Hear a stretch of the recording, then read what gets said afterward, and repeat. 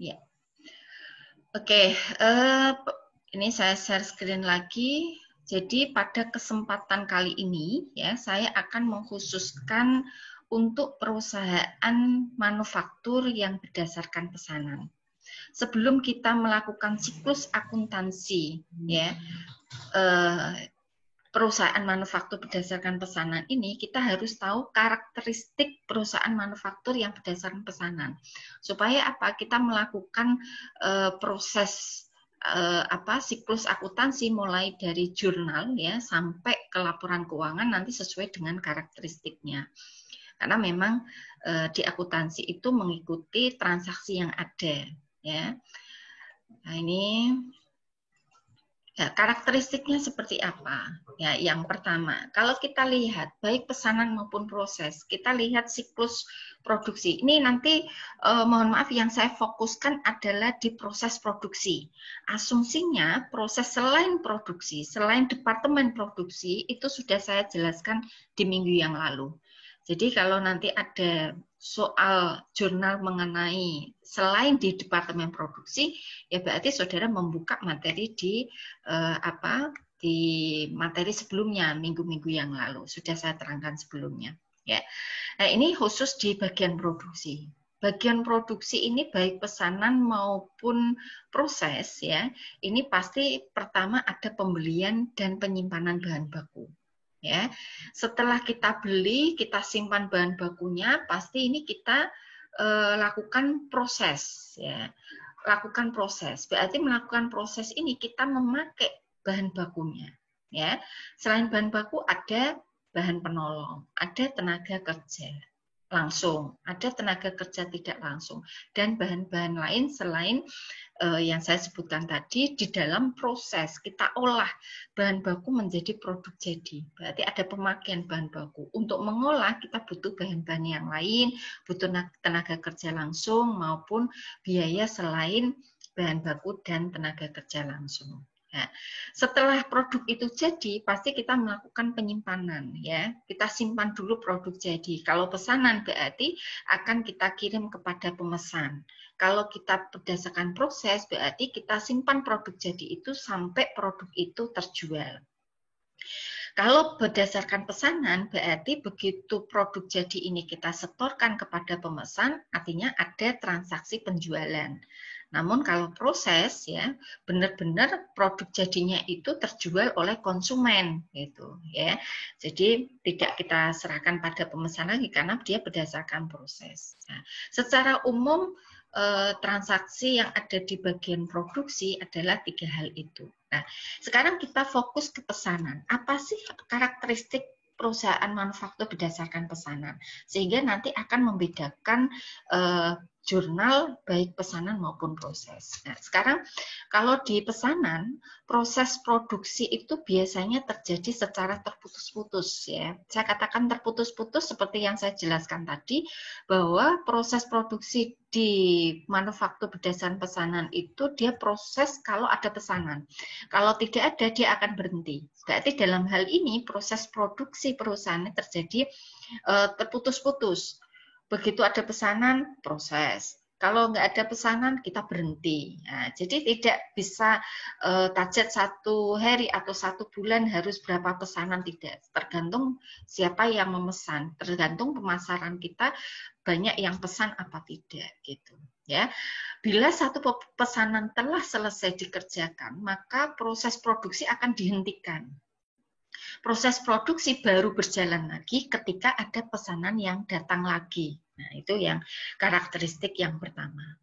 Yang kedua, proses produksi ditujukan itu untuk memenuhi pesanan yang ada, bukan untuk memenuhi persediaan di gudang.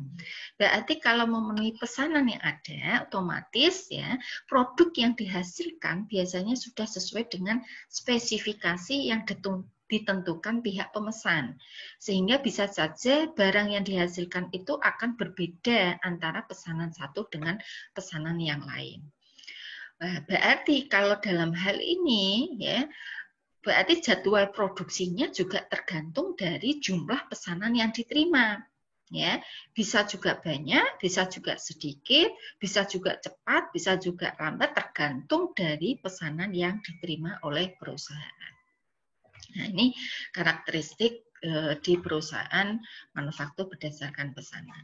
Nah, berdasarkan karakteristik tadi, berarti dalam hal ini perusahaan yang memproduksi berdasarkan pesanan itu akan mempunyai kartu biaya pesanan.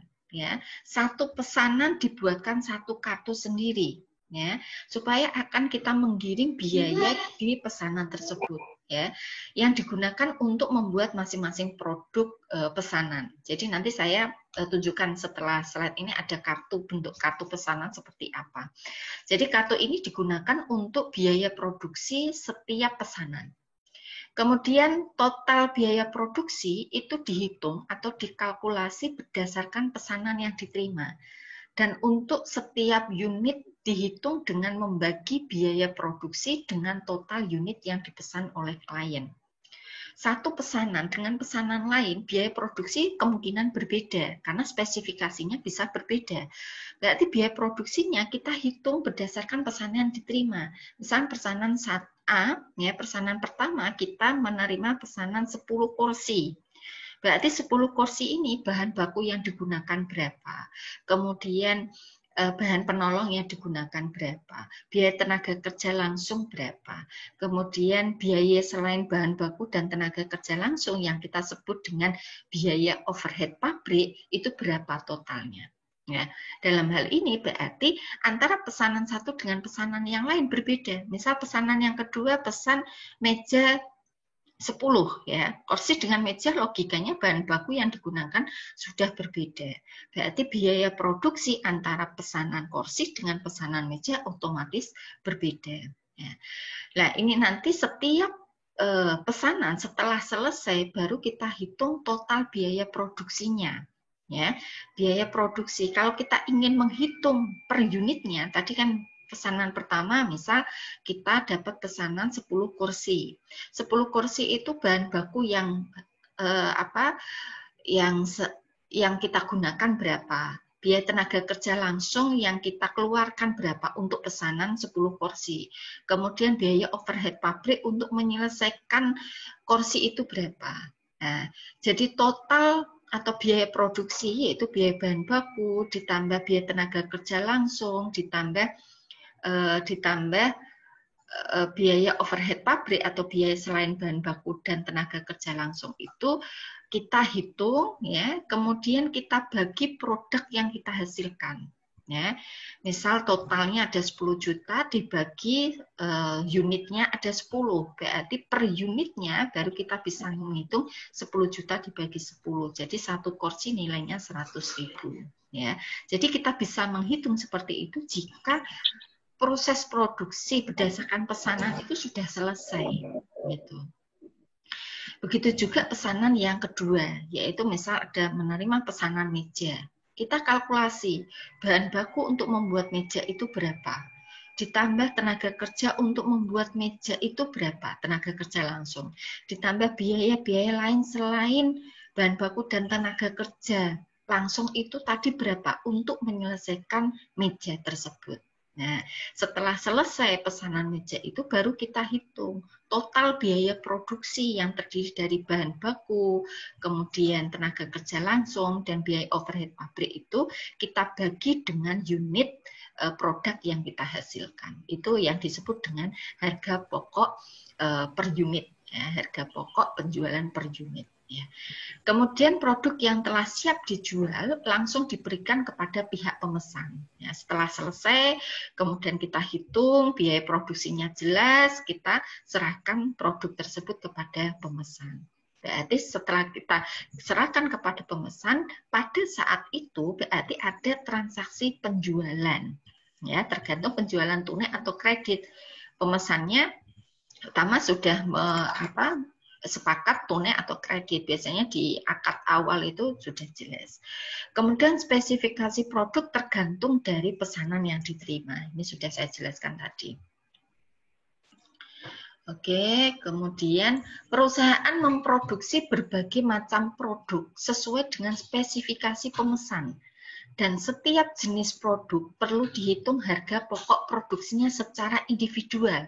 Nah, seperti tadi yang saya contohkan. Pesanan satu, ya, tadi memesan 10 kursi. Pesanan yang kedua memesan meja 10, ya. Berarti dalam hal ini biaya produksi atau harga pokok produksi setiap pesanan itu akan kita hitung sendiri-sendiri. Tidak kita campur jadi satu, ya. Jadi untuk biaya produksi atau harga pokok produksi pesanan satu dengan pesanan dua kita hitung secara terpisah. Kemudian biaya produksi harus digolongkan berdasarkan hubungannya dengan produk. Itu menjadi dua kelompok. Ya. Biaya produksi itu setiap pesanan kita golongkan menjadi dua kelompok, yaitu biaya produksi langsung dan biaya produksi tidak langsung. Biaya produksi langsung itu terdiri dari biaya bahan baku dan biaya tenaga kerja langsung. Ya. Sedangkan biaya produksi tidak langsung itu disebut dengan istilah biaya overhead pabrik. Nah, ini sudah sedikit saya jelaskan minggu yang lalu, ya. Kemudian biaya produksi langsung, nah sekarang biaya produksi langsung yang tadi bahan baku sama tenaga kerja langsung itu diperhitungkan sebagai harga pokok produksi pesanan tertentu berdasarkan biaya yang sesungguhnya terjadi. Artinya begini, tadi kita dapat pesanan 10 kursi, berarti kita akan menghitung bahan baku untuk membuat 10 kursi itu berapa. Ya, bahan baku yang kita hitung ke dalam pesanan satu ini itu yang benar-benar terjadi. Kita menggunakan kayu itu berapa meter dengan diameter berapa, ya itu jelas yang sesuai terjadi. Kita tidak bisa memperkirakan itu. Jadi sesuai apa adanya. Kemudian setelah itu tenaga kerja langsung, yang langsung ya, yang langsung itu untuk memproduksi 10 kursi, itu kita habis biaya berapa? Biasanya kalau di sekitar kita, itu kalau membuat kursi, kita tenaga kerja itu biasanya borongan ya. Satu kursi sampai jadi nanti upahnya sekian rupiah gitu. Nah, biasanya itu yang disebut tenaga kerja langsung. Ya. Kemudian ini, antara bahan baku dengan tenaga kerja langsung, ini kita perhitungkan sesuai apa adanya yang terjadi. Ya, begitu juga pesanan yang kedua. Pesanan kedua kita menerima pesanan 10 meja. Berarti bahan baku yang real dipakai untuk membuat 10 meja tadi berapa? Tenaga kerja untuk membuat 10 meja itu kita harus bayar berapa? Nah ini, untuk biaya produksi langsungnya harus sesuai yang sesungguhnya terjadi. Nah, sekarang yang biaya overhead pabrik atau biaya produksi tidak langsung. Ini kita kalau menggunakan sesuatu yang terjadi, sesungguhnya terjadi, sulit. Contoh begini, misal bahan penolong. Bahan penolong itu berarti selain bahan baku dan tenaga kerja langsung. Berarti dalam hal ini, ya, kita menggunakan bahan penolong itu tidak bisa hanya khusus dalam pesanan tersebut. Contoh aja kita menggunakan bahan penolong yang namanya paku. Ya. Kita menggunakan paku ya untuk pesanan kursi sama pesanan meja biasanya kan gabung jadi satu. Saya beli misal paku 1 kilo gitu. Belinya paku kan bisa biasanya kiloan ya. Kalau paku yang baja itu ya bijian, tetapi kalau yang paku kecil biasanya kiloan ya.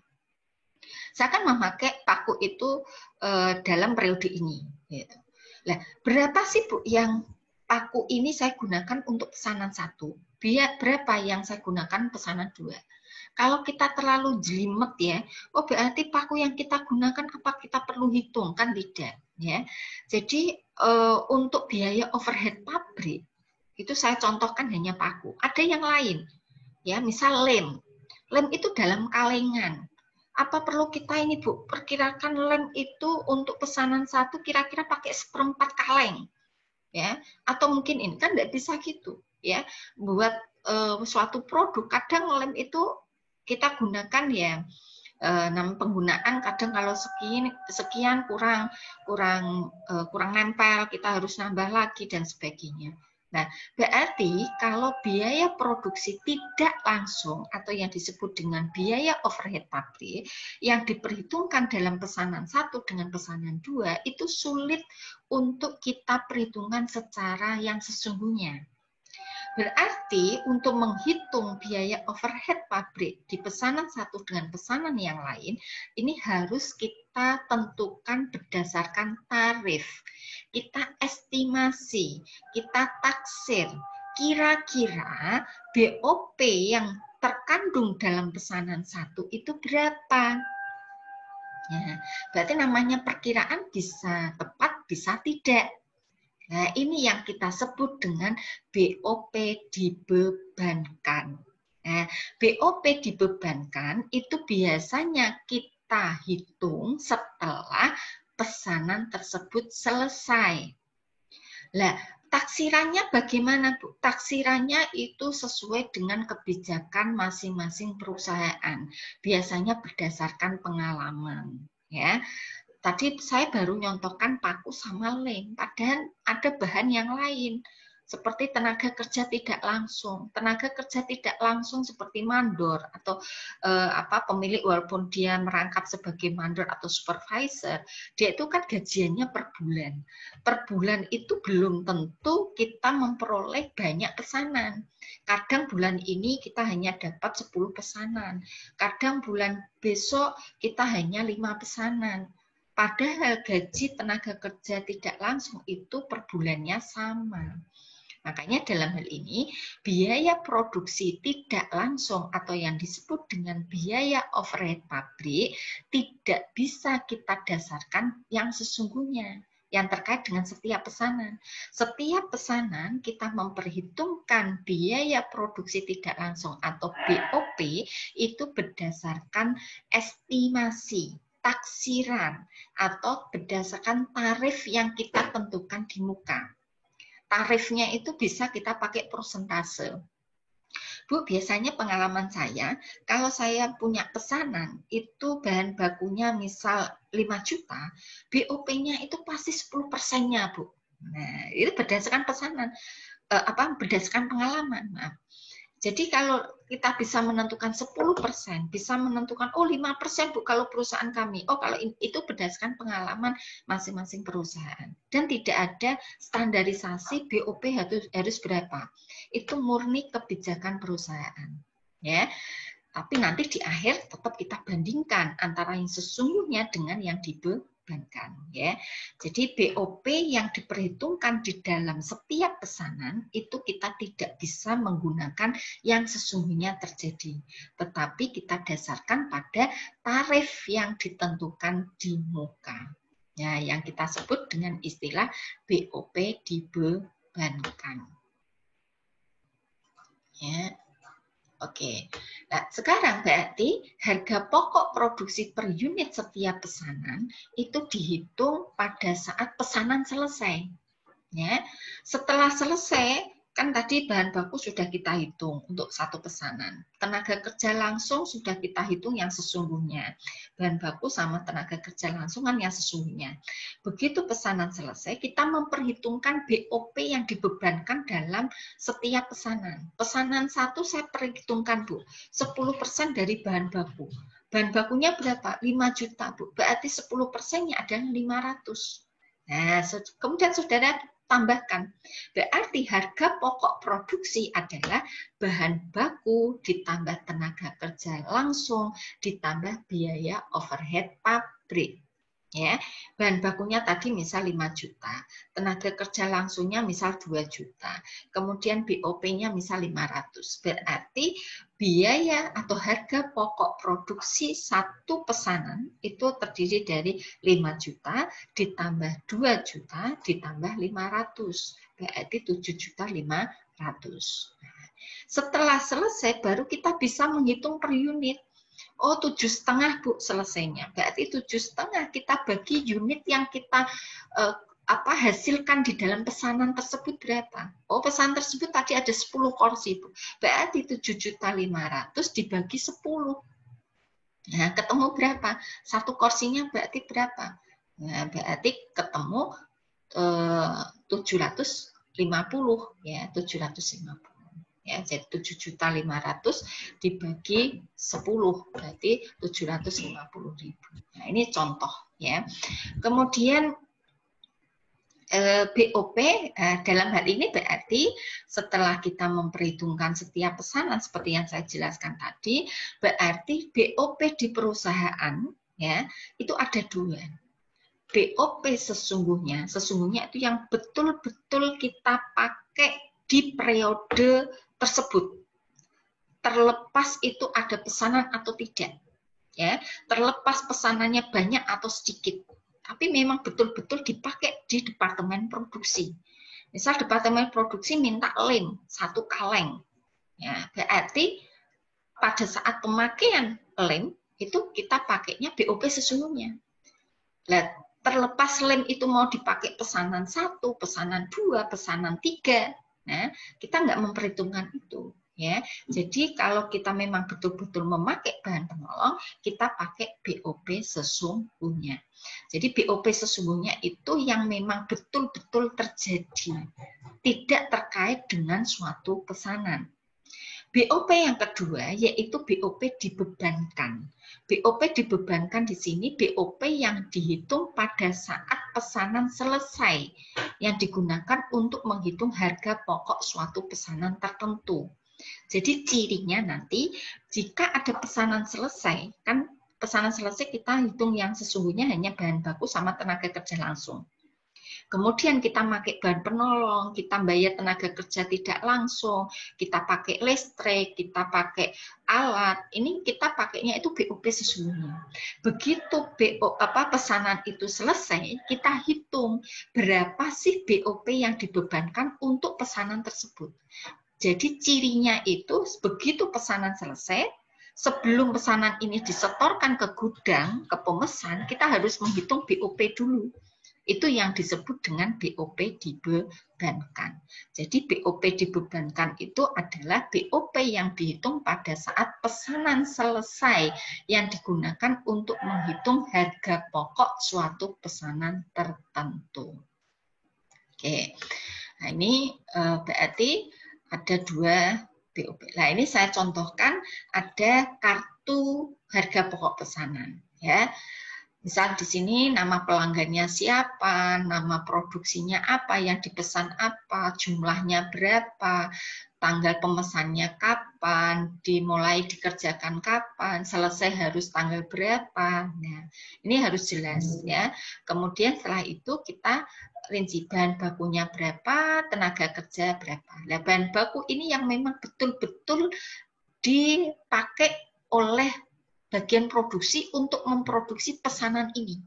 Ya, misal ini saya butuh kayu. Ini untuk pesanan nomor 58. Ini saya kasih job nomor 58. Berarti kita tulis saat bahan baku itu dipakai, berarti tanggal berapa, kemudian nomor PO-nya berapa, jumlahnya berapa. Nah, ini yang betul-betul terjadi. Kemudian kita bayar tenaga kerja langsung. Bayar tenaga kerja langsung untuk pesanan 58 ini. 58 ini kita harus bayar upah berapa sih? Oh, tanggal 5 Juli kita harus bayar 1,5. Tanggal 2 Agustus kita harus bayar 2 juta. Ya. Nah, ini bahan baku sama tenaga kerja ini yang sesungguhnya terjadi. Nah, yang sekarang yang BOP, di sini BOP ini berdasarkan taksiran. Tidak bisa yang sesungguhnya. Nah, taksirannya berapa? Bisa pakai persentase, bisa pakai langsung angka, karena pengalaman perusahaan, misal BOP yang dibebankan, saya perhitungkan Bu, setiap pesanan ini 2.625. Dari mana 2.625? Ya, itu kebijakan perusahaan berdasarkan pengalaman. Bisa juga dari persentase bahan baku, bisa juga memang itu pakai angka saja, karena pengalaman perusahaan selalu BOP yang terkait dengan pesanan ya, otomatis misal kalau meja itu ya sekian gitu. Ya, jadi ini perkiraan, tidak yang sesungguhnya. Ya. Kemudian kita jumlah. Nah, ini jadi ciri yang BOP dibebankan itu begitu pesanan selesai baru BOP itu kita perkirakan. Itu yang kita sebut dengan BOP dibebankan. Nah, setelah ini baru kita hitung berapa sih harga pokok produksi untuk pesanan 58 ini. Ya, jadi kita hitung bahan bakunya ditambah biaya tenaga kerja langsung ditambah biaya overhead pabrik. Ketemu harga pokoknya adalah 8.625.000. Harga jualnya berapa? Sepakat berapa? Begitu orang pesan biasanya kan sudah deal-dealan harga itu harga jualnya. Ya, harga jualnya misal 12 juta, kemudian dikurangi harga pokok, itulah laba kotor untuk pesanan 58 dengan nama produk yaitu meja konferensi yang dengan banyak satu set. Nah, ini saya contohkan setiap pesanan nanti dibuat kartu seperti ini. Untuk apa? Pengendalian biaya. Jadi akan terlihat nanti setiap pesanan kita untung atau rugi kita melihat di sini. Ya sekarang kalau kita lihat di sini setiap satu periode, nah ini karena kalau kita akuntansi berarti kan pencatatannya berdasarkan periode. Periodenya minimal 1 bulan ini, ya kita biasanya per bulan ya. Berarti pencatatan untuk perusahaan yang berdasarkan pesanan ini pasti nanti ada bahan baku atau direct material atau bahan baku langsung ya. Ini sesungguhnya yang terjadi di periode itu bahan baku yang terjadi yang sesungguhnya memang dipakai untuk pesanan 1, 2, 3 itu berapa. Ya. Kemudian ada direct labor atau tenaga kerja langsung itu yang betul-betul terjadi.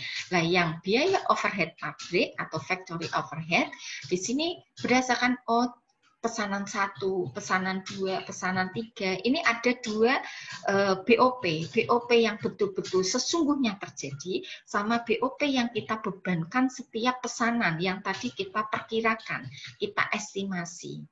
Ya, berarti dalam hal ini nanti ada perbedaan, namanya estimasi, taksiran itu bisa juga berbeda.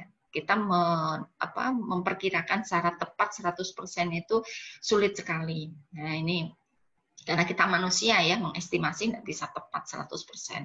Nah ini berarti nanti akan kita bandingkan antara BOP yang betul-betul terjadi dengan BOP yang kita bebankan setiap pesanan. Nah ini nanti kita sandingkan. Ya. Kita sandingkan, selisihnya tetap kita perhitungkan. Nah, itu sekilas tentang transaksi yang ada di perusahaan manufaktur berdasarkan pesanan. Ya, sebelum masuk ke siklus akuntansi itu jurnal, mungkin karakteristik ini ada yang perlu ditanyakan. Silakan. Ada yang tanya mengenai karakteristik umum tersebut?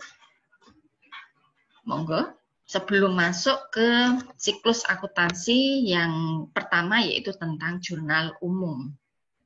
Karena apa? Kita melakukan jurnal umum ya berdasarkan karakteristik tadi. Silakan, ada yang mau bertanya?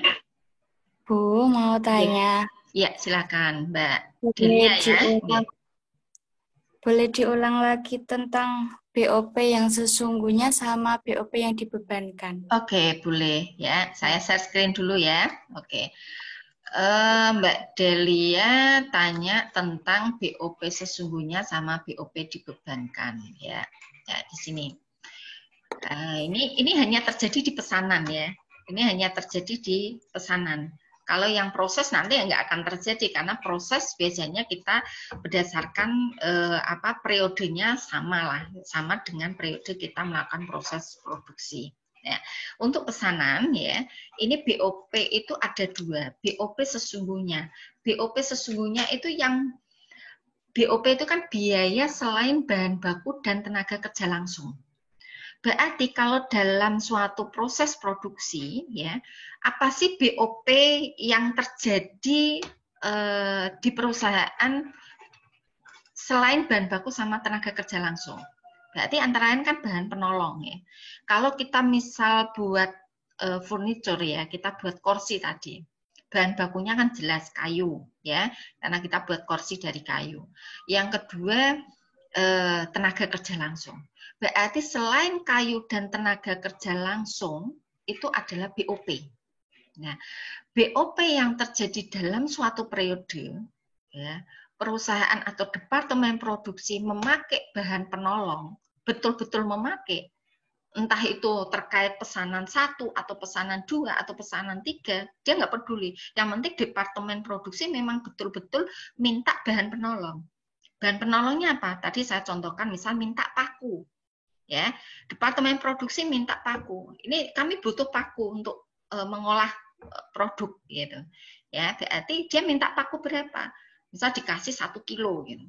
Ya, 1 kilo. Nah, untuk buat ada pemakaian bahan penolong berupa paku 1 kilo, itu kita sebut dengan BOP sesungguhnya.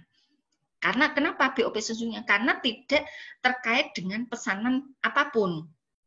Memang itu betul-betul terjadi di departemen produksi minta bahan penolong berupa paku.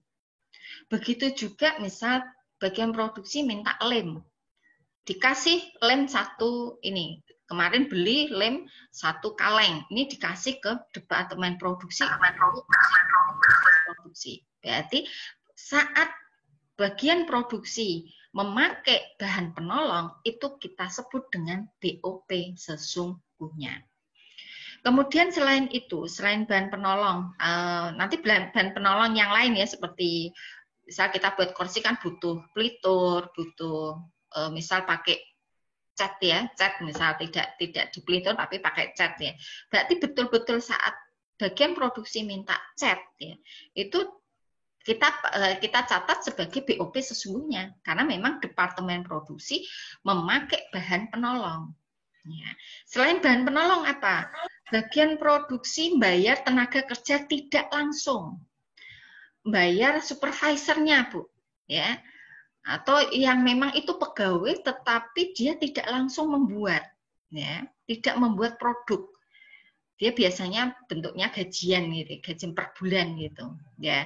Nah, berarti saat perusahaan membayar tenaga kerja tidak langsung, berarti itu adalah BOP sesungguhnya. Kenapa? Karena bukan bahan baku, bukan tenaga kerja langsung. Dan bayar tenaga kerja tidak langsung itu tidak terkait suatu pesanan. Ya, karena terkait dengan periode. Memang sesungguhnya memang pada bulan ini kita atau perusahaan wajib membayar tenaga kerja tidak langsung. Itu yang memang tenaga kerja langsung itu bekerja di departemen produksi. Ya, kalau departemen administrasi, departemen pemasaran sudah saya terangkan minggu yang lalu. Nah, sekarang bagaimana Bu yang BOP dibebankan? BOP dibebankan itu hanya untuk ini kita menghitung harga pokok suatu pesanan. Ya, cirinya adalah pesanan itu selesai. Misal tadi saya dapat pesanan yang pertama 10 kursi. Ya, bahan bakunya sudah, tenaga kerja langsungnya sudah, dan diproses ya, proses dari bahan baku sampai kursi itu jadi. Ya, kursi itu jadi kan logikanya tidak hanya bahan baku sama tenaga kerja langsung. Berarti di dalam 10 kursi itu mengandung biaya overhead pabrik. Cuma berapa ya Bu kandungan BOP di dalam 10 kursi ini? Kalau kita sampai hitung rigid misalnya, oh pakunya yang digunakan, coba Bu saya hitung dulu. Setelah hitung, oh ada 20 paku Bu, 20 paku itu berapa on, berapa kilo. Kan kita terlalu ini sibuk tentang menghitung BOP di dalam 10 satu pesanan gitu. Nanti malah kerjaan yang lain nggak kepegang gitu ya. Jadi biasanya begitu produk itu selesai, kita caranya itu memperhitungkan biaya overhead pabrik di dalam satu pesanan itu berdasarkan taksiran atau estimasi. Ya, estimasi ini bagaimana Bu? Estimasi namanya perkiraan, itu kebijakan perusahaan. Ya, boleh pakai prosentase, misal, oh biasanya Bu, BOP yang terkandung setiap pesanan di perusahaan saya itu paling tidak itu 10% dari bahan bakunya. Kok bisa mengatakan 10% dari bahan baku? Ya pengalaman saya setiap periode itu hampir mendekati dengan kenyataan dengan BOP sesungguhnya gitu. Ya sah-sah saja, misal BOP dibebankan satu pesanan, dia perhitungan 10% dari bahan baku. Jadi kalau bahan bakunya tadi 5 juta, berarti 10%-nya berarti dia BOP dibebankannya 500.000. Nah, BOP dibebankan ini memang tidak bisa tepat 100% ya. tidak bisa tepat. Sehingga ciri kalau BOP dibebankan itu begitu pesanan selesai, biasanya sebelum pesanan itu diserahkan ke gudang ya atau diserahkan kepada langsung ke pemesan, ini harus kita hitung BOP yang terkandung di dalam pesanan tersebut. Itulah yang disebut dengan BOP dibebankan. Nah, sekali lagi kalau BOP sesungguhnya itu departemen produksi memang betul-betul mengeluarkan biaya selain bahan baku dan tenaga kerja langsung. Ya, gitu ya. Gitu Mbak Delia, mungkin ada masih kurang jelas atau bagaimana, monggo? Atau ada pertanyaan lain? Ya, Udah, Bu, mungkin makasih. kalau masih penjelasan mungkin agak bingung, nanti ada di soal itu lebih jelas nanti ya. Okay. Ada pertanyaan lagi Mbak Delia? Boten, Bu. Boten. Oke, kalau tidak saya lanjutkan ya. Nah, itu karakteristik di perusahaan manufaktur yang berdasarkan pesanan. Nah, sekarang kita masuk ke akuntansinya ya. Kita masuk ke akuntansinya ya. Kalau kita bahas siklus akuntansi mungkin sudah dijelaskan waktu di perusahaan jasa. Untuk siklus akuntansi perusahaan manufaktur tidak jauh berbeda dengan perusahaan jasa maupun dagang. Yang pertama kali pasti harus analisis transaksi. Setelah transaksi kita analisa, kita melakukan jurnal. Kita mencatat yang disebut dengan jurnal. Jurnal di sini ada dua, jurnal umum dan jurnal khusus. Untuk pertama ini saya jelaskan jurnal umum dulu. Setelah kita melakukan jurnal, kita posting ke buku besar. Setelah posting ke buku besar, kita menyusun neraca saldo. Setelah menyusun neraca saldo, kita analisis akun-akunnya sudah sesuai tidak dengan kondisi saat kita laporan. Kalau ada ada akun yang tidak sesuai dengan kondisi, maka kita harus melakukan yang namanya jurnal penyesuaian. Setelah kita melakukan jurnal penyesuaian, kita posting lagi ke buku besar dan bisa menyusun neraca saldo yang disesuaikan. Nah, kita disarankan di saat kita menyusun neraca saldo yang disesuaikan, kita disarankan untuk membuat kertas kerja. Yang dalam hal ini dengan berdasarkan kertas kerja yang kita buat dan neraca saldo yang disesuaikan tadi, kita dapat menyusun laporan keuangan. Setelah laporan keuangan, kita melakukan jurnal penutup, kemudian kita membuat neraca saldo setelah jurnal penutup, dan kita melakukan jurnal pembalik. Sudah selesai satu periode yang nantinya neraca saldo setelah penutup di periode sebelumnya menjadi neraca saldo di awal periode berikutnya. Nah, periode berikutnya otomatis ada transaksi lagi, kita analisis lagi, kita catat lagi, kita posting lagi, begitu seterusnya. Jadi siklus akuntansi ini perusahaan jasa, dagang, dan manufaktur tidak jauh berbeda. Ya. Kemudian, nah ini kalau dirinci secara satu persatu ya, misal bukti transaksi kan ada disebut dengan faktur, ada kwitansi, ada nota, ada faktur pajak, ada bon-bon ya istilahnya. Pokoknya ini dikatakan transaksi jika ada bukti-bukti ini. Tidak ada bukti lisan itu tidak ada ya. Jadi bagian akuntansi tidak mengenal adanya bukti secara lisan, harus tertulis, baik itu soft maupun hard copy ya. Jadi misal pemilik bilang, Mbak saya ngambil ini ya uang untuk saya belikan bahan baku. Nah itu saat mengambil mungkin pemilik sebagai atas nama perusahaan mau beli bahan baku. Yang dikatakan bukti transaksi nanti setelah bahan baku sudah terbeli ada buktinya.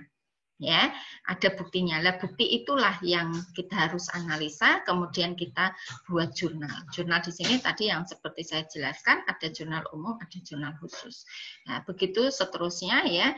Jadi siklus yang tadi saya jelaskan hampir sama ini ya, hampir sama. Ini satu periode. Jadi setiap akhir periode pasti akan muncul neraca saldo akhir periode yang akan menjadi neraca saldo di awal periode berikutnya. Begitu seterusnya. Ini siklus akuntansi di perusahaan manufaktur maupun jasa dan dagang.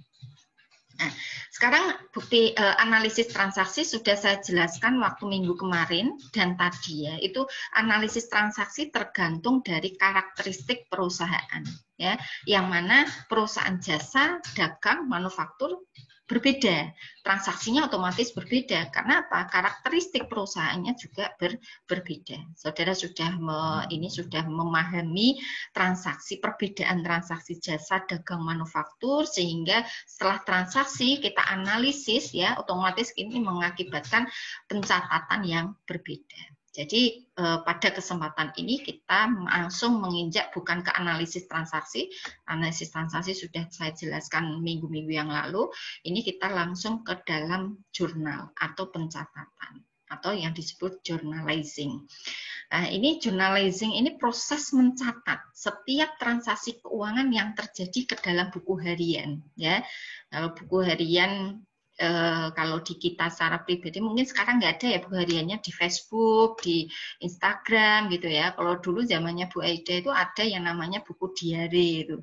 Setiap kita melakukan apa itu kita catat di sana gitu ya. Nah, kita baik itu sedih, senang itu di sana. Atau mungkin sekarang masih ada ya yang punya buku diary itu. Nah, itu kalau itu pribadi. Nah, ini kalau keuangan ya, kalau keuangan suatu perusahaan disebut dengan jurnal. Ya, hampir sama, berarti setiap transaksi yang dilakukan oleh perusahaan ya dicatat gitu. Nah, dicatatnya ini harus secara kronologis. Karena buku jurnal itu merupakan catatan kronologis. Kronologis itu sesuai urutan waktu.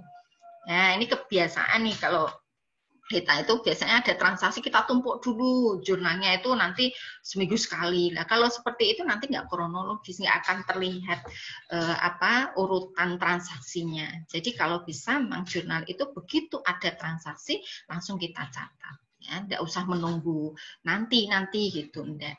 Ya, jadi catatan kronologis dan sistematis. Sistematisnya itu yang sesuai dengan diterima umum ya. Bentuk jurnalnya sudah jelas. Nanti saya tunjukkan di sini. Yang pertama kita pakai jurnal umum dulu ya.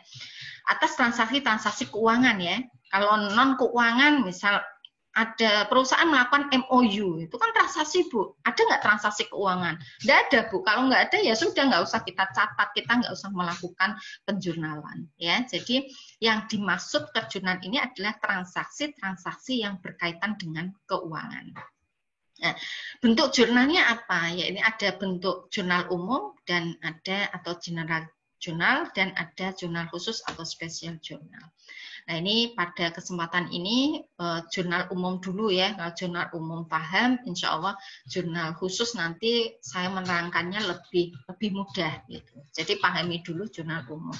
Mungkin saat ini saya hanya menjelaskan jurnal umum dulu ya. Jadi jurnal umum yang dikatakan tadi sistematis itu bentuk jurnalnya sudah diterima secara umum ya, dan ini sudah menjadi suatu kesepakatan ya. Yang pertama pasti ada tanggal ya atau nomor ya, tapi paling biasa istilah dengan tanggal terjadinya apa. Kemudian di sini ada kolom keterangan. Keterangan ini nanti kita tulis akun-akun yang terkait. Tidak deskriptif, tidak perusahaan membeli bahan baku, bukan. Tetapi di kolom keterangan ini kita cantumkan akunnya yang terkait dalam transaksi tadi. Misal kita membeli bahan baku. Nah, di dalam analisis transaksi kemarin sudah saya tunjukkan jurnalnya. Kalau kita membeli bahan baku secara tunai, berarti akun yang terkait adalah persediaan bahan baku. Persediaan bahan bakunya bertambah, berarti kita tulis di sebelah debit. Penulisan debit kita tulis di sini agak menjorok ke kiri. Ya, misal di sini tanggal sekarang tanggal berapa? 6 November gitu ya, November tahun 2020 ya. Ini saya ganti tanggal. Oke, kemudian keterangannya, nah ini berarti persediaan bahan baku. Ya, saya perkecil dulu.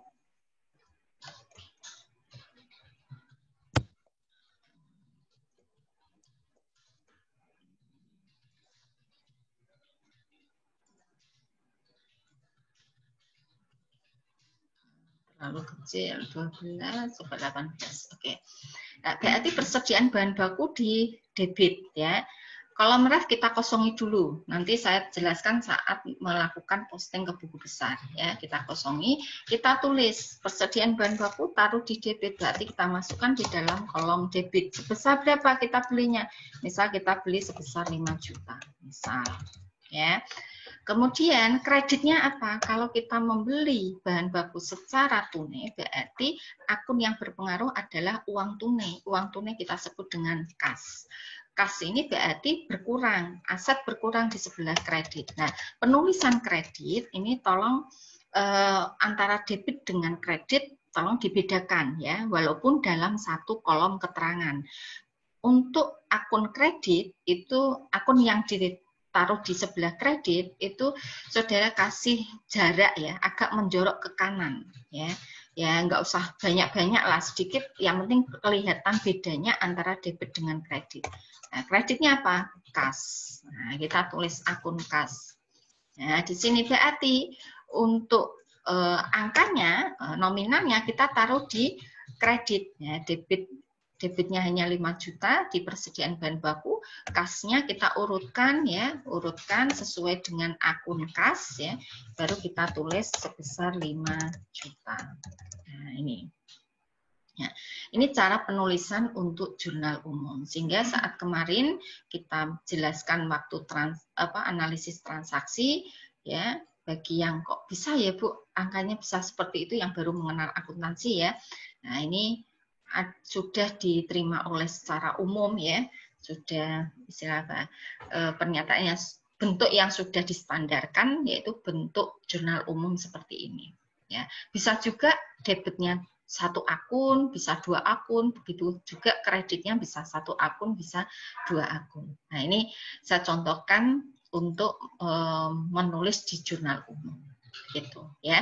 Nah, sekarang kita masuk di perusahaan manufaktur berdasarkan pesanan, ya. Seperti yang saya jelaskan minggu yang lalu, yaitu penjurnalan khususnya di biaya, ya, yang berkaitan dengan biaya. Kalau berkaitan dengan aset, utang, modal, itu jasa dagang manufaktur sama. Yang berkaitan dengan penjualan, hati-hati nanti sedikit berbeda. Kalau yang berkaitan dengan biaya, penjurnalannya di manufaktur itu disesuaikan dengan struktur organisasi perusahaan yang ada di perusahaan manufaktur. Nah, misal di sini saya contohkan ya, ini sudah saya jelaskan minggu yang lalu, ada beberapa departemen ya, departemen produksi dengan departemen pemasaran atau non produksi itu jurnalnya berbeda.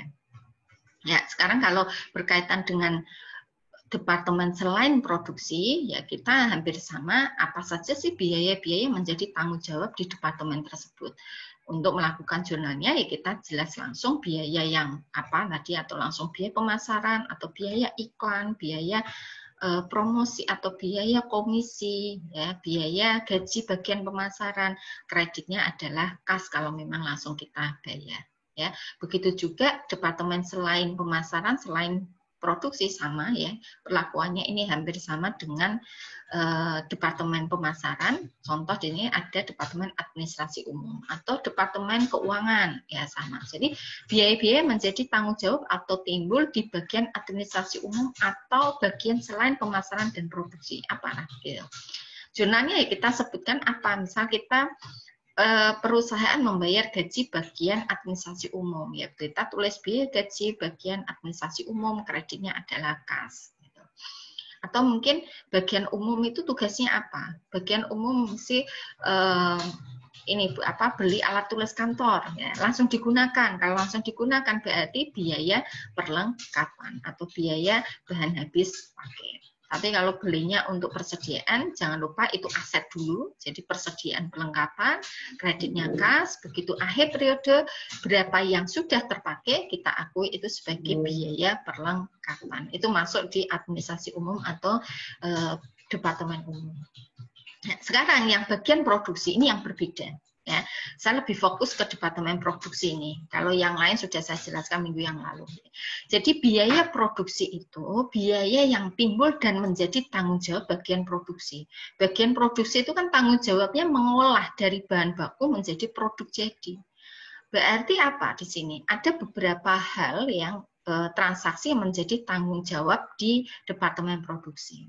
Ya, ini sebagai catatan untuk mencatat persediaan nanti menggunakan metode perpetual ya. Kalau mungkin ada yang masih bingung apa sih Bu metode perpetual ya, ini ditangguhkan dulu. Nanti sebetulnya di akuntansi keuangan menengah itu dibedakan ada persediaan, mencatat persediaan berdasarkan fisik ya atau periodik dan perpetual. Kalau saudara sudah masuk di perusahaan dagang, misal membeli barang dagangan, saudara pakai akun pembelian, nah itu berarti kemarin Bu Aliyah pakai metode fisik atau periodik. Nah, di manufaktur tidak mengenal periode fisik, jadi tidak ada membeli bahan baku, saya pakai akun pembelian, tidak boleh. Ya, karena memang di perusahaan manufaktur itu pakai metode perpetual. Berarti kalau membeli bahan baku, ya kita pakai akun persediaan bahan baku. Ya, kreditnya kas atau utang. Membeli bahan penolong, ya berarti debitnya persediaan bahan penolong, kreditnya adalah kas atau utang. Gitu. Memakai bahan penolong berarti persediaannya berkurang, persediaan berkurang kita taruh di kredit. Gitu. Nah, begitu juga yang bahan penolong. Bahan penolong makanya nanti sedikit berbeda karena bahan penolong bukan bahan baku, pasti pakainya adalah BOP sesungguhnya. Nah ini. Nah, sekarang saya fokus di bagian produksi. Jadi apa saja transaksi-transaksi bagian produksi? Ya, yang pertama dari bahan baku. Kita pasti membeli dulu, ya, membeli, setelah membeli memakai. Bahan penolong juga sama, membeli kemudian memakai. Tenaga kerja ada dua, tenaga kerja langsung dan tenaga kerja tidak langsung. Ya, kalau tidak langsung biasanya kita sebut dengan gaji, kalau tenaga kerja langsung biasanya sebut dengan upah. Ya. Kemudian biaya overhead pabrik, ya biaya overhead pabrik ini karena khusus pesanan berarti nanti ada membayar BOP, kemudian membebankan harga pokok pesanan berdasarkan taksiran ke suatu pesanan. Ini yang disebut dengan BOP dibebankan sehingga nanti akan muncul selisih. Kalau nanti masa saya jelaskan setelah pesanan selesai. Jadi proses produksi yang menjadi tanggung jawab bagian produksi, dia memproses dari bahan baku sampai produk jadi. Jadi ada pemakaian bahan baku, pemakaian bahan penolong, tenaga kerja memproses, ada BOP-nya, kemudian sampai produk jadi, dan kita serahkan kepada pemesan atau terjual.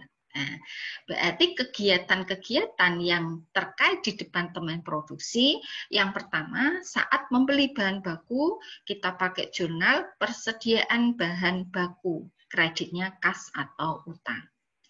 Kemudian memakai, nah, memakai kemarin kan kita sudah saat masuk ke dalam proses produksi, kita pakai akun yang namanya PBDP, persediaan barang dalam proses.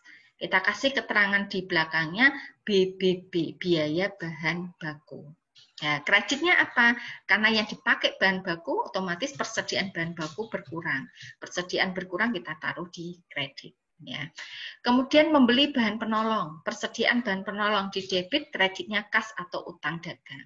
Saat BOP, saat bahan penolong dipakai, nah sekarang bahan penolong itu bukan bahan baku, bukan tenaga kerja langsung, berarti kita itu masuk ke biaya overhead pabrik. Nah kemarin Bu, BOP kemarin kan kita pakainya PBDP BOP. Nah, PBDP BOP untuk pesanan itu kalau kita terkait dengan salah satu pesanan. Kalau memang bagian produksi betul-betul pakai bahan penolong, entah itu terkait satu pesanan atau dua pesanan atau tiga pesanan, ya kita jangan pakai PBDP dulu. PBDP BOP itu kita pakai kalau kita menghitung BOP dibebankan. Ya.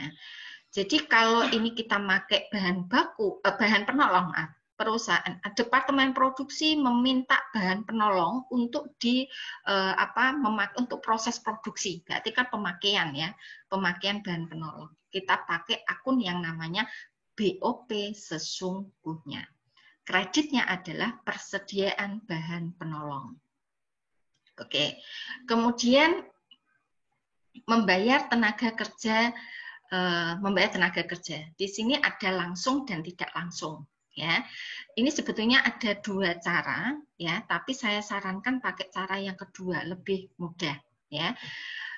Biaya tenaga kerja ada dua, tenaga kerja langsung dan tidak langsung. Kalau tenaga kerja langsung berarti pakainya PBDP BTKL, ya, kreditnya kas. Kalau langsung dibayar. Kalau hanya pengakuan tenaga kerja langsungnya tetapi belum dibayar, berarti kreditnya utang gaji dan upah. Kemudian kalau tenaga kerja tidak langsung, nah, satu periode sudah selesai, kita harus menggaji. Berarti kita pakainya adalah BOP sesungguhnya. Kreditnya kas atau utang gaji dan upah. Nah, ini ya. Kemudian yang ketiga, sekarang selain tenaga kerja, selain bahan baku, bahan penolong. Ya, kita kan pasti ada hal-hal yang terkait selain itu ya, misal bayar listrik, kemudian kita memakai alat ya yang kita sebut dengan penyusutan ya. Kalau bingung penyusutan saya skip dulu untuk penyusutan, saya jelaskan nanti saat penyesuaian ya. Nah, untuk BOP tadi saya jelaskan BOP ada dua, BOP dibebankan dengan BOP yang sesungguhnya. BOP dibebankan itu BOP yang terkait dengan salah satu pesanan. Ini sifatnya perkiraan berdasarkan tarif yang ditentukan di muka. Cirinya kita melakukan pencatatan ini kalau pesanan sudah selesai, ya misal perusahaan sudah memakai bahan baku untuk pesanan A, kemudian tenaga kerja langsung untuk pesanan A, diproses kan? Setelah jadi ya pesanan A telah selesai dan akan bahasanya itu ditransfer ke gudang barang jadi ya. Sebelum mentransfer ke gudang barang jadi berarti kita harus menghitung berapa BOP yang melekat di pesanan A tadi. Ya.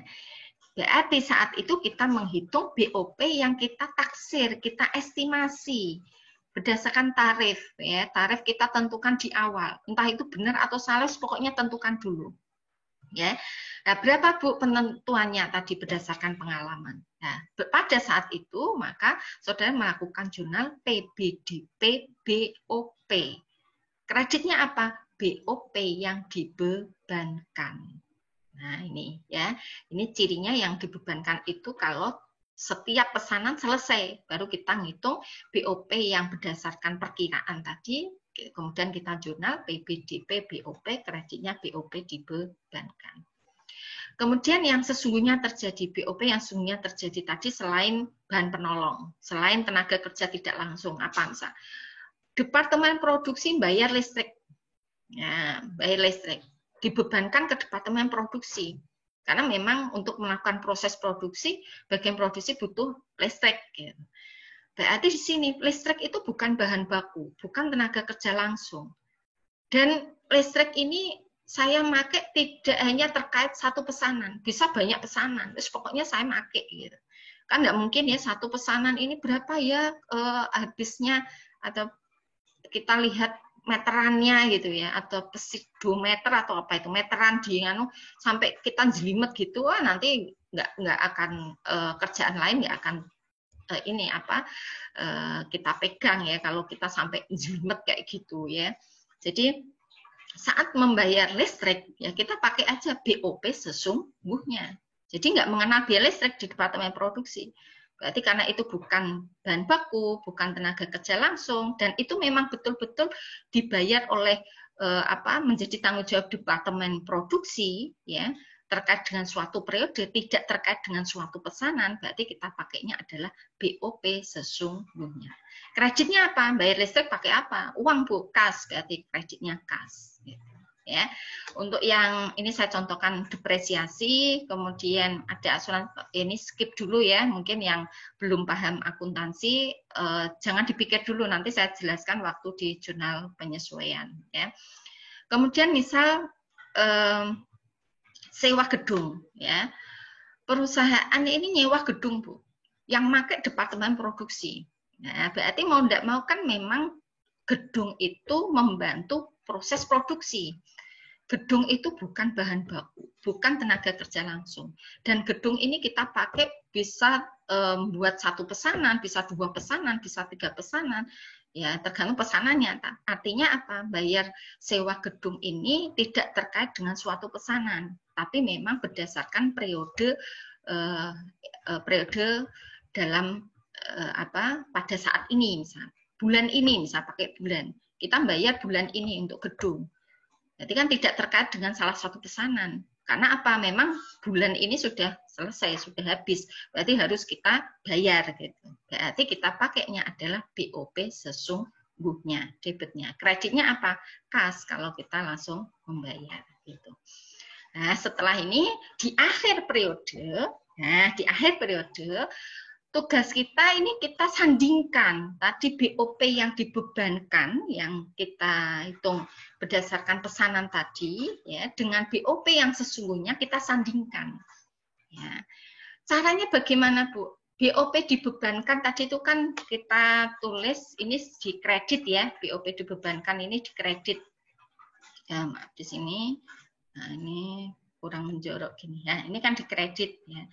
Berarti saat kita menyandingkan BOP dibebankan ini coba kita total ada berapa dalam satu periode. Kalau sudah kita total, coba kita tutup ya, kita nolkan. Kalau kita tutup kan berarti kita taruh di lawan tempatnya. Kalau tadi dia di kredit, kita taruh di debit supaya apa? Saat kita melakukan posting nanti BOP dibebankan 0 gitu. Begitu juga BOP sesungguhnya. BOP sesungguhnya di sini tadi itu kan kita tulis jurnalnya di debit ya. Berarti kalau kita ingin mengenolkan, kita sandingkan dengan BOP dibebankan, ini kita nolkan, kita taruh di kredit. Nah, ini pasti ada selisih. Karena apa? BOP dibebankan itu perkiraan. Manusia memperkirakan itu tidak bisa tepat 100%. Pasti ada selisih. Ya, walaupun sekian rupiah itu pasti ada selisih. Berdasarkan pengalaman itu biasanya tetap ada selisih. Ya. Nah, ini selisih. Ya. Selisihnya jika BOP dibebankannya itu terlalu tinggi daripada BOP sesungguhnya, maka selisihnya kita taruh di kredit. Nah, ini ya.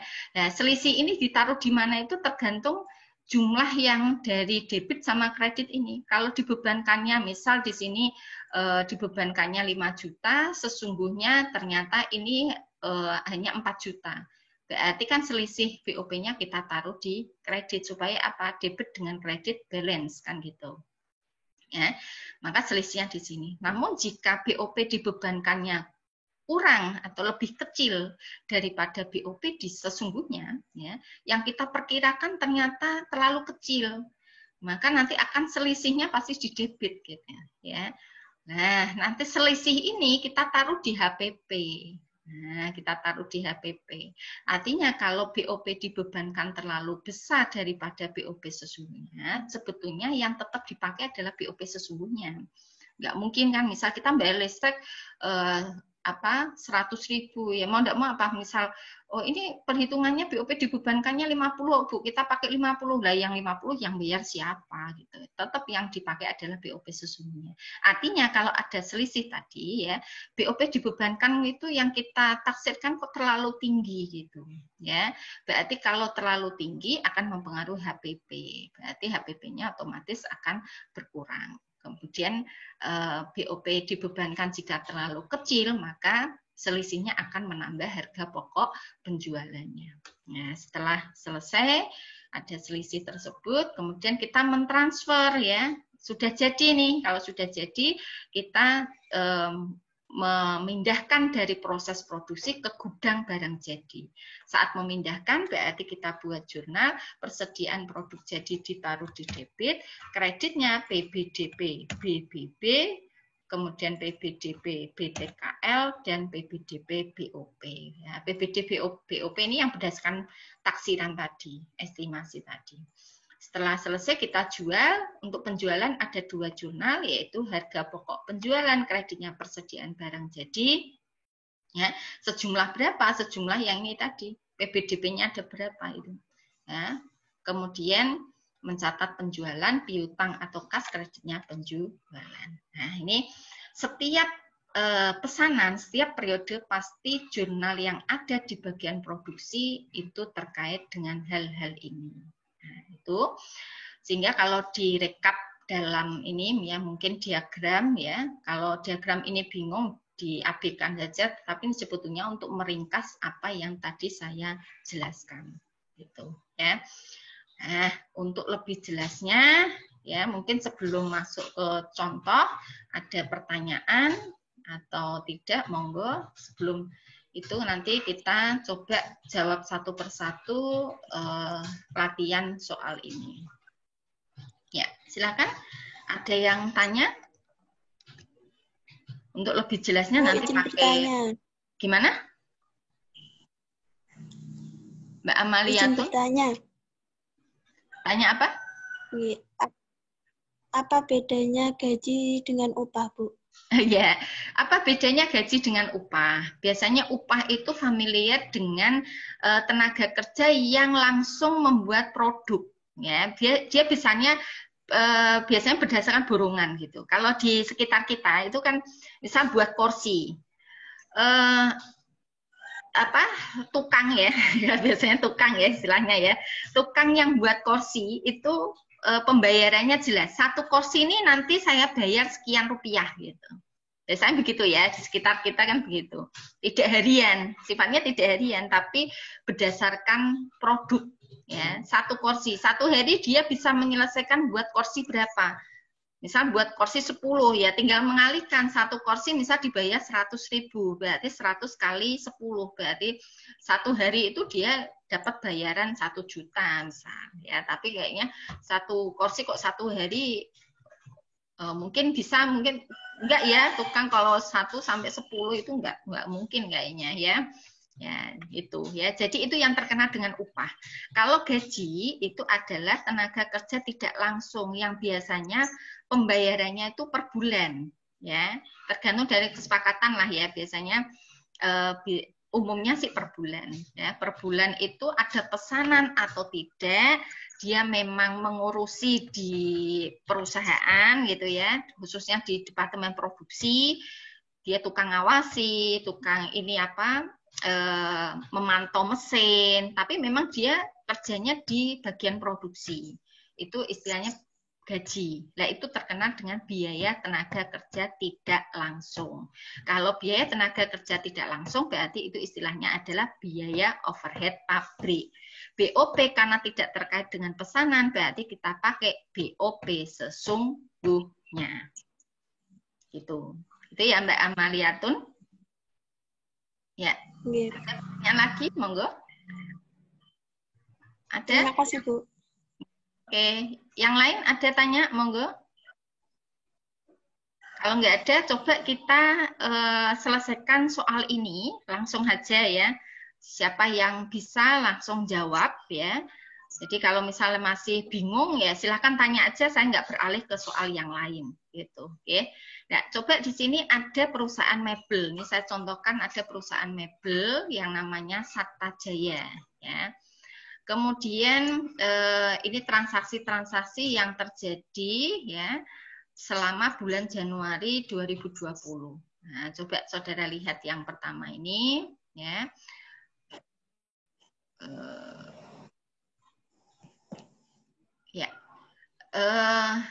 Yang pertama ini tanggal 3 Januari 2020 perusahaan menerima pelunasan piutang. Nah, kalau pelunasan piutang itu kan aset. Ya, berarti tidak terkait dengan biaya. Berarti antara perusahaan jasa, dagang, manufaktur nggak ada bedanya, ya pasti jurnalnya sama, ya. Dari Tuan Ahmad membayar pesanan nomor A05 sesuai dengan faktur bla bla bla sebesar 7.500.000. Ya. Siapa yang menjawab ini? Yuk, mudah sekali. Jasa, dagang, manufaktur jurnalnya sama ini. Nggih? Siapa yang mau jawab? Saya, Bu. Oh ya, Mbak Azatin, monggo. Jurnalnya gimana Mbak Azatin? Kas pada piutang sebesar 7.500.000. Oke, debitnya kas, kreditnya piutang dagang karena ini manufaktur terkena dengan piutang dagang, ya. Oke, Mbak Azatin betul sekali. Sebesar berapa Mbak Azatin? Apa, Bu? Sebesar berapa? 7.500.000. 7.500.000. Oke. Yang lain sudah paham ya? Debitnya kas, kreditnya piutang dagang. Ya, kita lewati ya, karena ini perusahaan jasa, dagang, manufaktur sama. Oke, yang berikutnya tanggal 3, masih tanggal 3. Perusahaan membayar biaya iklan. Biaya iklan ini tanggung jawab produksi nggak? Tidak. Tanggung jawab departemen produksi apa tidak? Tidak. Tidak. Kalau tidak berarti jurnalnya kita langsung ikut biaya tersebut ya. Kalau tidak terkait itu departemen produksi itu berarti mudah lah. Apa itu biayanya gitu ya. Yuk, siapa yang mau jawab?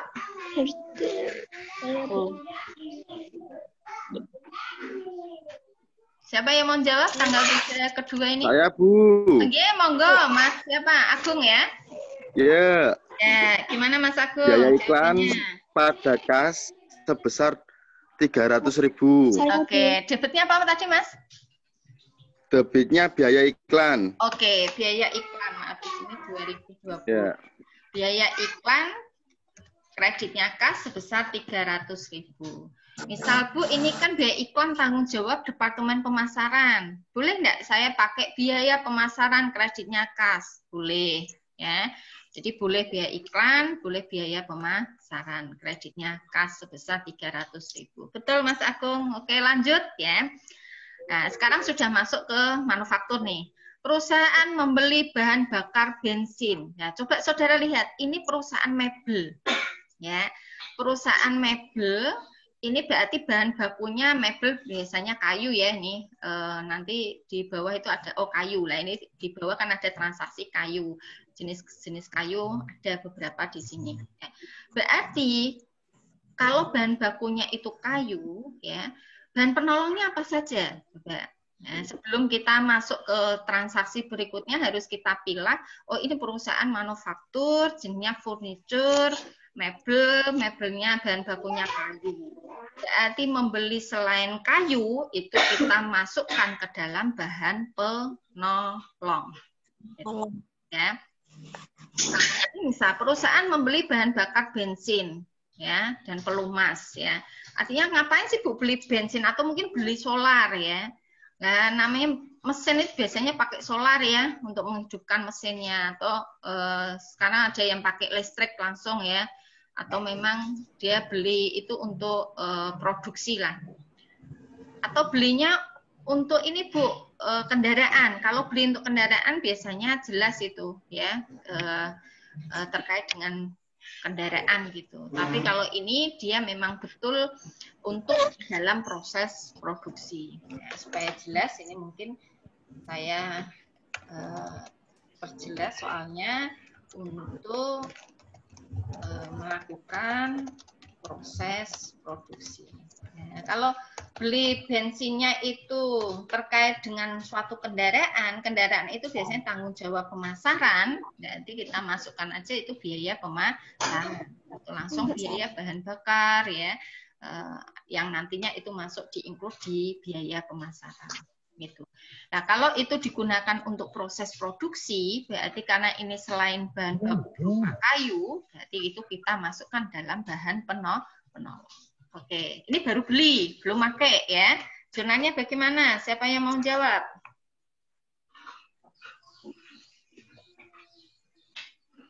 Halo? Siapa yang mau jawab?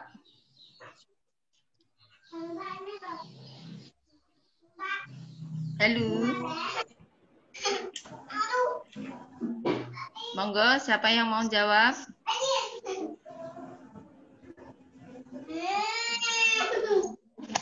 Halo? Nggak ada yang mau jawab? Nggak ada? Halo?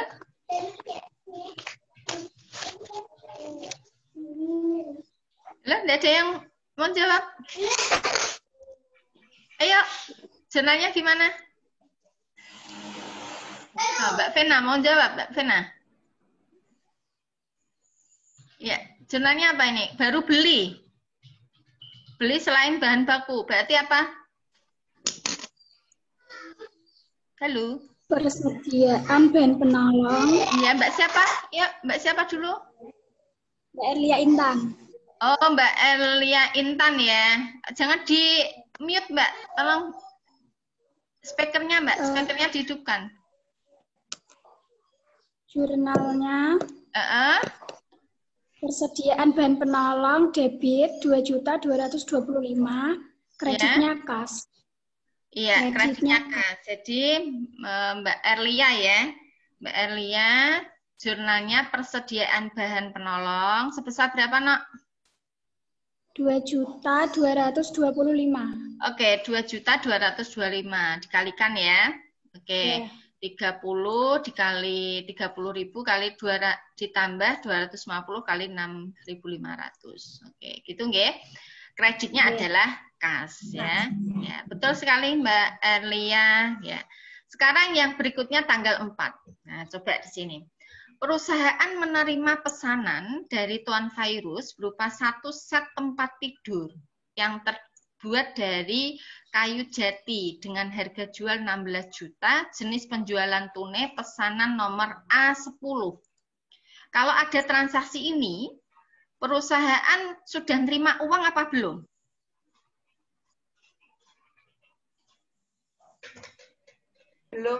Belum, ya. Ini kan baru transaksi pesanan dulu ya. Jadi ada transaksi keuangan enggak?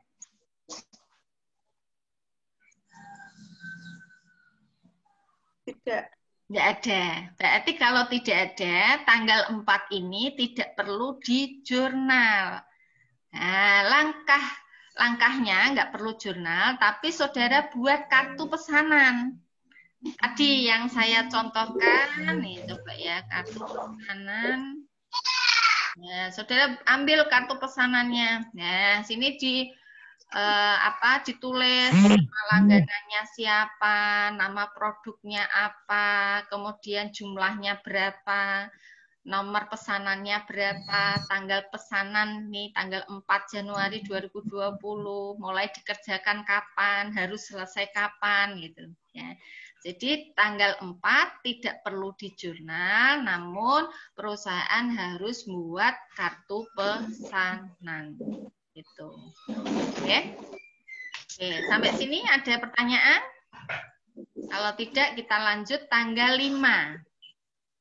Nah, tanggal 5. Perusahaan membayar utang dagang. Nah, terkait utang, walaupun itu utangnya dari membeli kayu ya, tapi kalau terkait utang, bayar utang itu perusahaan jasa, dagang, manufaktur, jurnalnya sama. Ya, siapa yang mau jawab bayar utang? Saya, Ya, Bu. siapa Mbak Eva ya? Ya, Ya, Mbak Eva, monggo. Jurnalnya gimana? nanti utang dagang pada kas sebesar 25 juta. Sebesar berapa? 25 juta. 25 juta. Coba dibaca lagi. Beli kayunya 0,75 meter, ya. Kubik ya biasanya kalau kayu ya. Nah, ini per meternya itu 25 juta. Berarti utangnya berapa? Kan bukan 25 juta. 0,75 kali 25 juta. Berapa? Berapa Mbak Eva? Jurnalnya sudah betul, debitnya utang dagang, kreditnya kas. Nominalnya yang kurang tepat. Nominalnya berapa? Bentar. Yeah.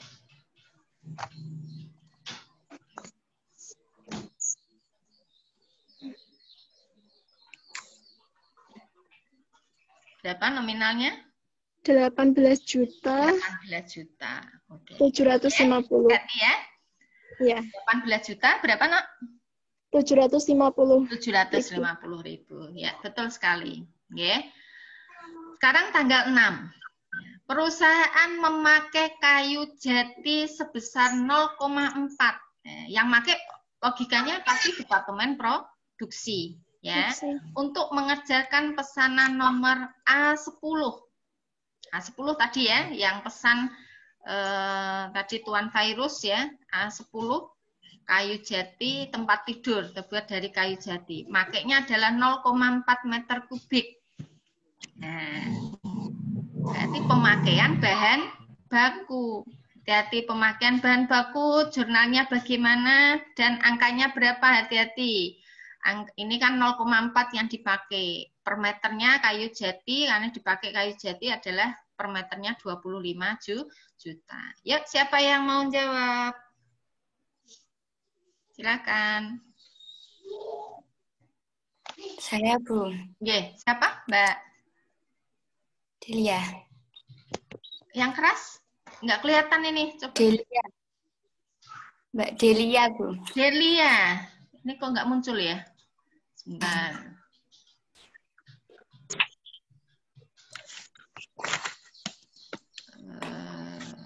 Delia, nggih. Gimana jurnalnya, Nak? Mbak Delia Ajeng. Ya. Oh, Mbak Delia lagi, ya. PBDP PBB pada Nggih. persediaan bahan baku senilai 10 juta. Oke. Berarti jurnalnya debitnya adalah PBDP BBB sebesar berapa, Nok? 0,4 kali 25 juta ketemu 10 juta. Kreditnya adalah persediaan bahan baku sebesar 10 juta. Oke, betul sekali Mbak Delia. Yang berikutnya tanggal 7. Nah, dipakai bahan pembantu atau bahan penolong. Yang pakai pasti Departemen Produksi. Ya, memakai ini ada dempul, spertus, paku, serla, engsel, bensin. Ya, ini kan tidak terkait dengan satu pesanan. Yang penting Departemen Produksi memakai bahan-bahan ini. Ya, bisa terkait satu pesanan dengan pesanan lain, ya. Berarti dalam hal ini memang betul-betul Departemen Produksi memakai bahan penolong. Ya, karena tidak terkait dengan pesanan, berarti pakai akun apa tadi? BOP sesungguhnya. BOP sesungguhnya. Oke, betul sekali ya. Ya, jurnalnya bagaimana? Ya, silakan dijumlah dulu. Tapi enggak satu-satu loh ya. Misal BOP sesungguhnya dempol gitu, enggak loh ya. Jadi dihitung aja dulu ya. Kalau terkait dengan bahan ini nanti kalau pengen rinci itu sebetulnya ada kartu persediaan ya. Atau buku besar pembantu ya, satu produk ya, satu bahan, ada satu kartu sendiri pengendali ya. Nah, kalau kita buat jurnal itu langsung kita hitung ya, tidak per bahan sendiri-sendiri tidak, tapi total. Ya, siapa yang mau jawab? Saya, Bu. Ya, Mbak siapa? Aulia. Mbak Aulia, nggak kelihatan. Aulia siapa, Nak?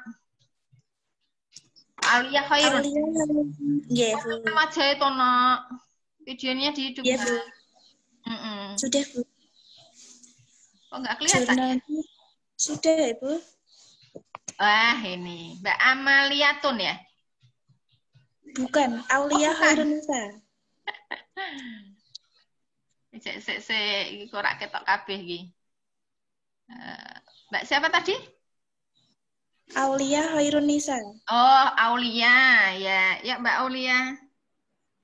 Jurnalnya BOP sesungguhnya pada persediaan bahan penolong. Oke, sebesar? Jumlahnya 668.500. Ya, 600. 68.500. 500. Oke. Ya, silakan dijumlah betul atau salah itu? 30 kali 10.000, 300, 3 kali 5.500 gitu ya. Coba ditambahkan ya. Tadi dihitung Mbak Aulia 668.500. Jurnalnya sudah betul, BOP sesungguhnya kreditnya adalah persediaan bahan penolong. Ya, betul sekali. Ada pertanyaan sampai sini? Kalau tidak ada, lanjut. Tanggal 10. Membayar tenaga kerja langsung untuk pesanan A10 sebesar 3 juta. Tenaga kerja langsung. Yuk, jurnalnya gimana tadi?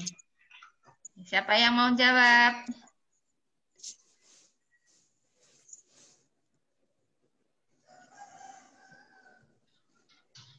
Halo.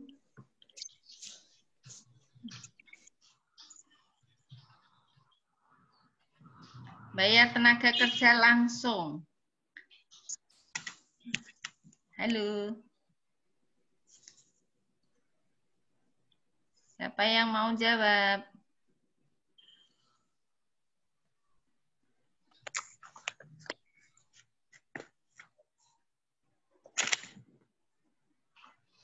Halo. Ayo.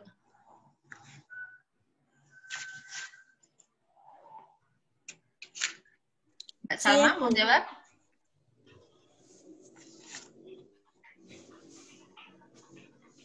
Salma mau jawab? Nah, halo? Bu, saya mau menjawab. Iya, siapa? Aulia. Aulia lagi. Aulia lagi ya? Iya. Selain Aulia dulu ya. Enggak ya, Nok ya, gantian ya. Ya, yang lain dulu. Selain Mbak Aulia, yuk siapa? Salah tidak apa-apa, jawab aja, yuk. Saya, Bu. Yes, siapa? Siapa? Amalia Tun. Amalia Tun. Oke, Mbak Amalia Tun, gimana jurnalnya? PBDP BTKL pada kas. Oke, betul sekali. Berapa jumlahnya? Sebesar 3 juta. Oke, debitnya PBDP Sebesar 3 juta. KL, kreditnya kas sebesar BTKL. 3 juta rupiah. Betul sekali, Mbak Amalia Tun ya. Oke, sudah jelas ya? Yang bayar tenaga kerja langsung ya. Oke, yang tanggal 10 lagi. Nah ini, ciri kalau pesanan sudah selesai, itu biasanya di akhir ya, ada dibebankan biaya overhead pabrik untuk menyelesaikan pesanan A10. Nah ini tandanya pesanan tersebut selesai. Menghitung biaya overhead pabrik. Ya, berarti ini bukan BOP sesungguhnya, tetapi BOP dibebankan. Nah, tarifnya dihitung oleh kebijakan perusahaan pakai 10% dari bahan baku. Berarti saudara harus lihat A10 itu bahan bakunya tadi berapa? A10 tadi ini 0,4 kali 25 juta, yaitu 10 juta. Ya, berarti 10% dari 10 juta. Ya, yuk jurnalnya gimana? Monggo, siapa yang mau jawab?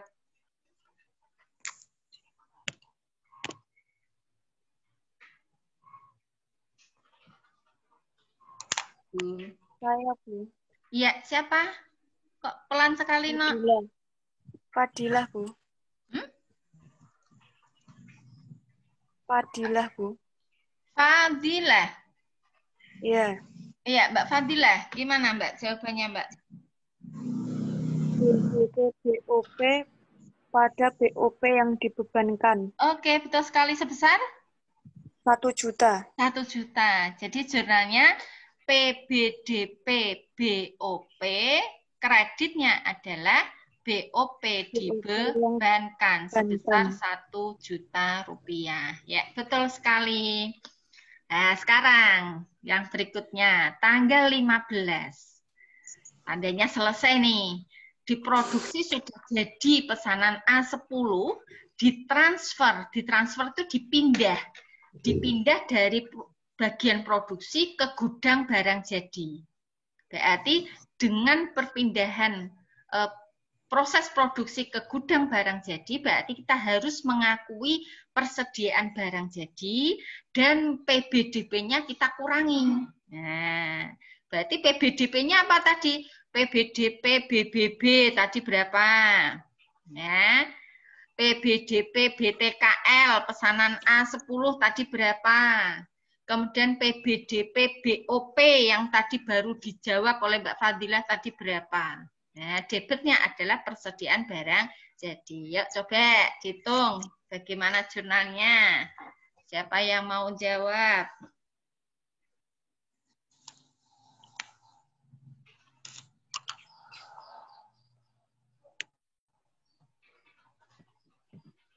Oke, silakan. Siapa yang mau jawab? Salah tidak apa-apa.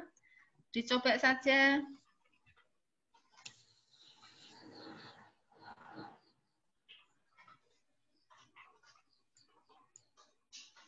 Halo. Halo, siapa yang jawab? Saya. Oh, nggih, monggo Mbak Sabilatul. Persediaan produk jadi Nggih. pada BDP, BBB, BDPP, BTKL, Mm-mm. BDP, BOP sebesar 13 juta. Oke, nah coba dirinci, no. Nah, dirinci. Coba ini saya bantu kayak di sini. Jurnalnya gimana, no? Tanggal 15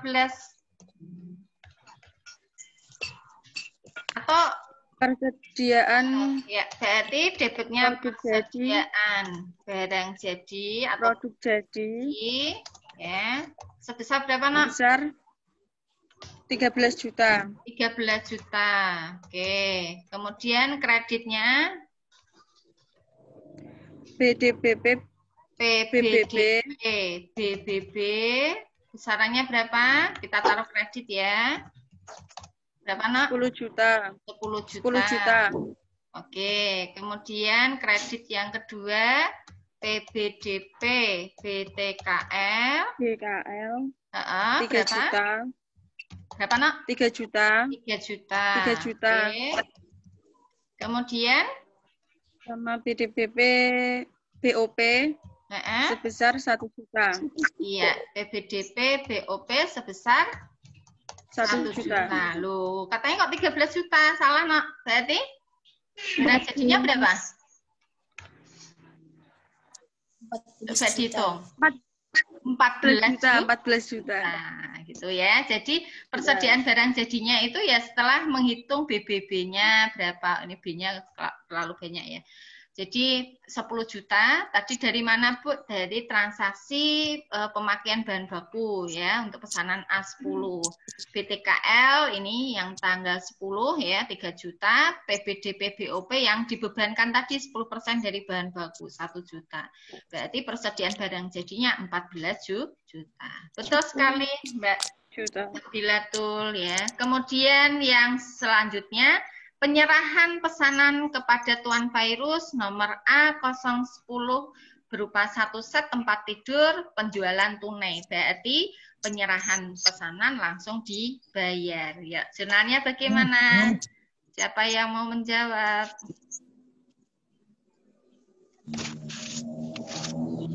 Silakan. Salah tidak apa-apa. Ada 2 jurnal ya?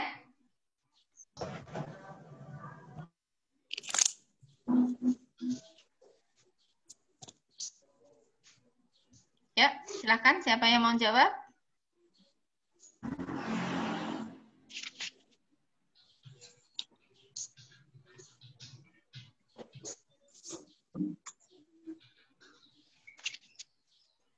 Jadi kalau kuliah hitung-hitungan gini harus siap kertas, kalkulator atau HP ya, yang ada kalkulatornya, pensil atau pen gitu ya. Ya, silakan. Jurnalnya bagaimana? 1, kalau kita menyerahkan berarti produk jadinya kan otomatis berkurang. Ya kan? Ya enggak? Nah, berarti persediaan produk jadinya berkurang, kita taruh mana? Taruh kredit. Ini kan? Kredit. Ya, persediaan barang atau produk jadi ini kita taruh kredit. Sebesar berapa? 14. Total tadi 14 juta. Nah, debitnya apa? Debitnya kita karena kita jual pakai istilah harga jualan. Ini kan tadi di jurnalnya tetap berapa? 14 juta. Nah, gini enak ya. Oke. Nah, terus ada 1 jurnal lagi yang mencatat penjualan. Tadi penjualan tunai ya. Berarti pemesan langsung bayar. Debitnya kas. Sebesar berapa? Sebesar harga jualnya berapa? Coba kita lihat. Di tanggal 4 saat pesanan. Harganya berapa ini? 16 juta. Berarti kita terima uang 16 juta. Ini ya. Kreditnya apa? Penjualan. Sisa berapa? 16. Jadi terlihat satu pesanan A10 ya, penjualan dikurangi harga pokok penjualan nanti ketemu laba kotor. Jadi saudara jual 16 juta, harga pokoknya 14 juta. Berarti untungnya berapa pesan tersebut? 2 juta. 2 juta. Gitu nggih? Jelas ya? Setiap pesanan itu transaksi yang berkaitan dengan setiap pesanan pasti ada hal-hal tadi ya, memakai bahan baku, memakai bahan penolong, bayar tenaga kerja langsung, bayar tenaga kerja tidak langsung, ya. Kemudian BOP dibebankan, BOP yang sesungguhnya, kemudian setelah jadi pasti ada pentransferan pesanan ke gudang barang jadi, kemudian menyerahkan pesanan itu kepada pemesan. Setiap pesanan pasti logikanya ada transaksi tersebut. Itu nggih? Ada pertanyaan, monggo? Kalau tidak, sudah selesai ya. Di situ di LMS sudah saya kasih tugas ya. Itu kalau nggak salah itu saya tidak mebel lagi ya, tapi catering ya, kaitannya membuat makanan ya. Biasanya wis makanannya seneng ya, apalagi cewek-cewek ya.